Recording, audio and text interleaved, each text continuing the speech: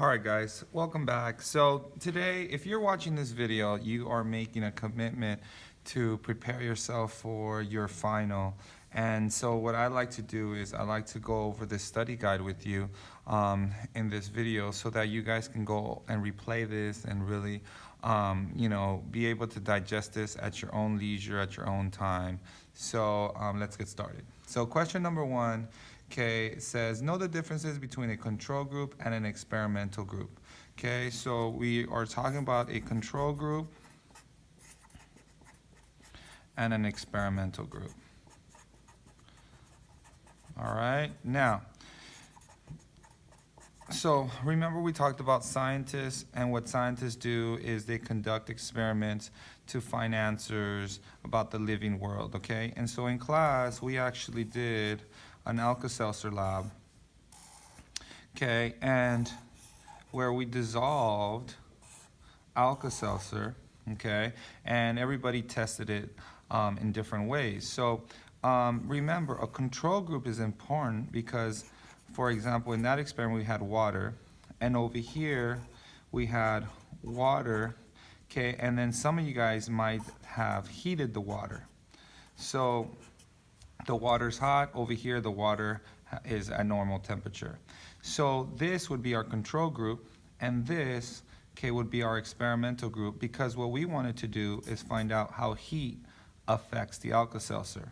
So when the tablet goes in, we're gonna get a time. For example, here the time might have been, it takes 1 minute, okay, for the Alka-Seltzer to dissolve. Over here, maybe it took 30 seconds. Now we can make a conclusion, and our conclusion is that heat caused the Alka-Seltzer, right, to dissolve faster.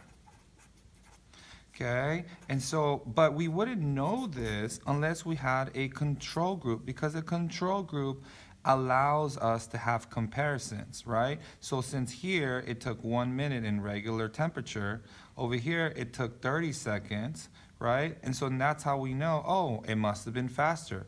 If we don't have a control group, all we have is this 30-second data, and we don't know if that's faster than normal or if it's slower than normal. So that's why a control group is so important, because it gives you that basis of comparison, all right? So when you're looking on the final and you are looking at questions about experiments, remember control groups, experimental groups, okay, are very important.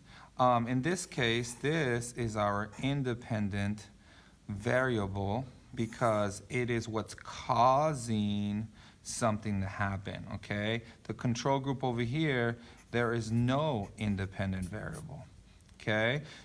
All right, so now let's talk about question number 3.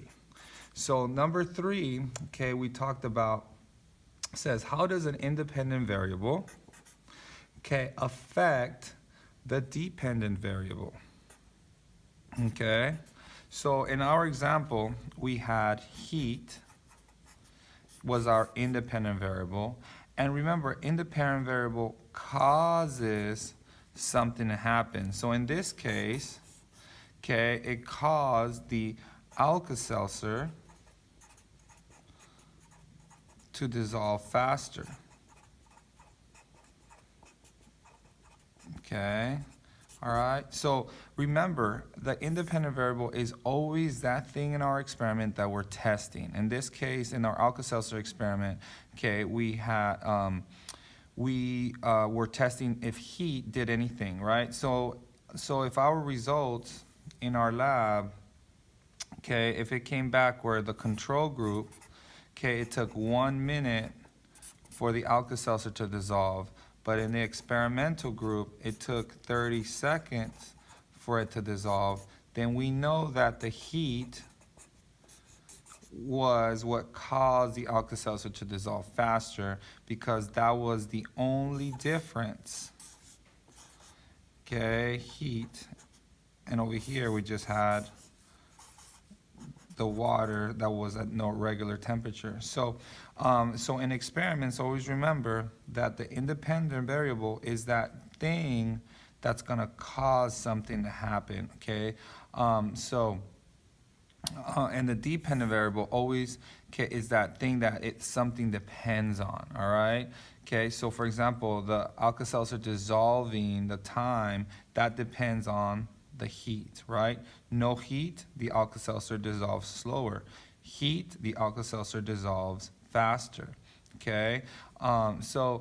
Keep that in mind. I know it's a complicated concept, but just to recap, the experimental group, okay, that's the one that has the independent variable.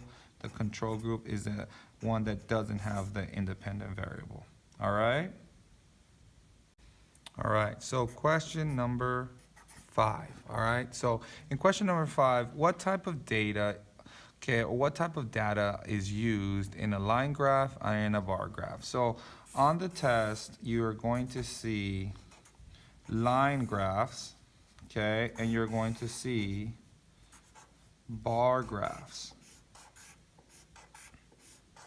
Okay, and so usually, okay, well, what kind of data is this? This is always quantitative data, okay, and that's the fancy word of saying numbers, okay? Qualitative data is like descriptions, okay? So when you read a graph, always read the axes, okay? And usually when you see a line graph, you're usually gonna have time, and then here you're gonna see, okay, some sort of measurement compared to time. And in a bar graph, okay, you're usually gonna see quantity, okay, how each specific group, okay, how it grew compared to each other. So, so when you see a bar graph, this is what's gonna look like. When you see a time, when you see a line graph, you're usually gonna deal with time, okay, compared to whatever is on the y-axis. And the data is always quantitative data that's displayed here, okay, numbers, all right? Because remember, scientists use this to display their data to convince their fellow scientists or the world of their findings, okay? All right. All right, guys, now that we talked about graphs, I want to show you how you would actually use a data table, or remind you guys how to use a data table to make a graph, okay? So what we want to do is we want to use a data table and then use that data to make a graph, okay?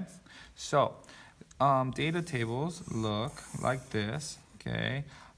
In this case, let's go ahead and make a data table that looks like this. Now, what you need to remember is you're always going to have some sort of title here, okay? And the title, okay, is very important because the first column, that's always going to be the x-axis. The title is going to be on the x-axis, okay? This column is going to be the title of the x-axis. And this column here, that's going to be the title of the y-axis. So whenever you're making a data table, this information is going to be the data of the y, and this is going to be the data of the x. So for example, okay, let's say I was doing my graph, right? And let's call this title A, title B. So what I mean by that, this is the title of the x-axis, literally, that's what you would put here, title A, right? Over here, you would put title B. So for example, let's say we were talking about our beakers, right? So for example, this could be beaker A. These could be the types of beakers, right? So beaker A, beaker B, beaker C, right? And so this is what you would put on the x-axis, like this, B and C. Now over here, this could be time, right? And so over here, you would put time, all right? And now, let's say we had some data. for example, beaker A, maybe the Alka-Seltzer dissolved in 10 seconds. Beaker B, maybe it dissolved in 20 seconds. And C, maybe it dissolved in 30 seconds, right? And so then what you would do is you would make your y-axis and put it in increments that kind of manage it. And so then here's how you do it. Beaker A dissolved in 10 seconds. So boom, right? Beaker B, okay, dissolved in 20 seconds. So B, 20 seconds. And beaker C, okay, dissolved in 30 seconds. So in this case, I think a bar graph illustrates our results much better. And so obviously I can see that it took way longer for the Alka-Seltzer to dissolve in beaker C than beaker A. Now what was the difference between beaker A and C, right? I don't know that because I just made up this data, but then based on whatever information you get on the test about the experiment, you can make the appropriate conclusions. But the key things are that always the very first column, that's always going to be your x-axis data, okay, your x. So you know how you always talked about in math, you have the x and the y. So that's what this is. This is your x, this is your y. This is your x, this is your y. This is your x, this is your y. And the titles, okay, for each column, those would be your titles. That would go on the x-axis, the y-axis. Okay, let's do another example. So in this example now we have a data table. And this data table is different because now I have 3 columns. But this doesn't change what we talked about. Okay, this data here, this is your x-axis data. And both of these are your y-axis data. And because you have 2 columns now, okay, this is going to be 2 sets of data. So let's see how this would look on a graph. Okay, so here is our graph. Now, remember, this is our x-axis. So I'm right here, I put time. So the title would be time, and it's in minutes. Okay. I have 1, 2, 3, 4 minutes. So I'm going to say 1, 2, 3, 4 minutes. 1, 2, 3, 4 minutes. Now I'm looking at this data and I notice it's by 5. So I'm going to use 5s. Okay, increments of 5s on the y-axis, 15 and 20.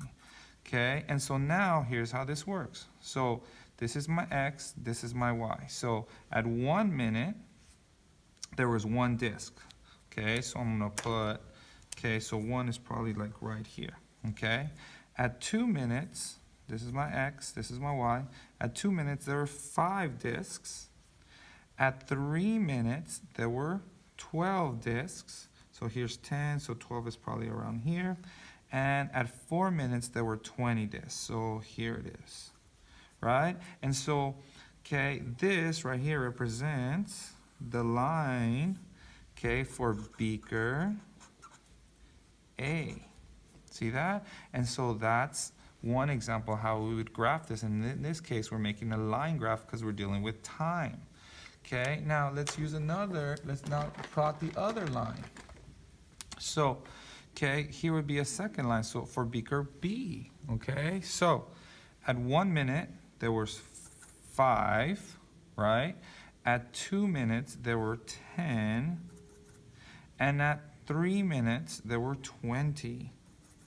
So as you notice, this would be beaker B, okay? And so this could be, for example, the graph or the data for our photosynthesis lab where we had a beaker, and remember we had the discs, okay, and we were counting them as they were going up, right? So what this data tells us is that beaker B, the disc, rose, okay, at a faster rate, because the slope is higher. See, this one has a slower rate. Okay, it took slower amount of time for the leaf disc to rise. So there's a variable in beaker B, okay, that caused the disc to rise faster. So, but the key thing is this: you got to know how to take a table and be able to, draw a graph. Remember, the first column is always your x-axis, and the rest of them will always be your y-axis. If you have multiple columns after the first one, then that means that you're going to have multiple lines. All right? So hope this helps. Okay, see you next time.